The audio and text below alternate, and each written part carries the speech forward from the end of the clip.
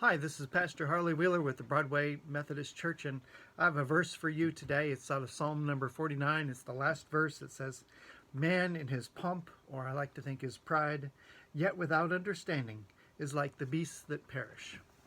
I use the phrase "the beasts that perish" or "the beasts that roam and perish" quite a bit because I like to ponder what are those things that make us, in particular, bearers of the image of God.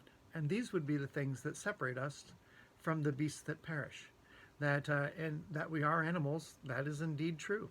We are animals with souls. In fact, we're ensouled animals, and God loves us this way. But certain things separate us from the other creatures on this earth that we call animals.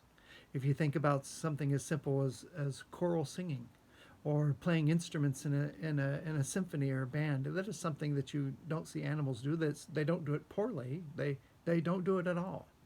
The idea of things are fitting or not fitting. You might be looking at the books on my shelf and thinking, well, if we could just move these over here or move those over there, that's something that the beasts do not do. This sense of what is fitting, what is right, is a truly human trait, and it's part of what helps us to be bearers of the image of God. God looks at something and says, it is good, it is fitting, it is well made. Our sense of right and wrong, our ability to love in a way that the beasts do not love, and our knowledge of the passage of time, of our own consciousness, and of a relationship with God. These among many things. Oh, yeah, dining, oh, eating, preparing food a particular way and sitting down to eat it as an event. Oh, that also separates us from the beasts that perish.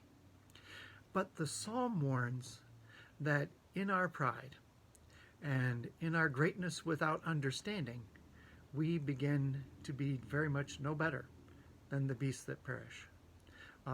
Pride, self-centeredness, a lack of love because our attention is focused on ourselves and not God and others, will bring us down to the level where there's no great benefit to us having the image of God because we're not using it.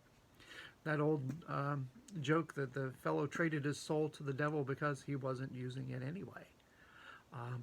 When we let our pride get away from us, when we let sin take hold in our lives, we begin to lose so many things about the image of God that are precious, and we must not. It's a verse of warning. So be warned today. Celebrate those things that make human beings wonderful and human, and put them all in the hands of God. God bless.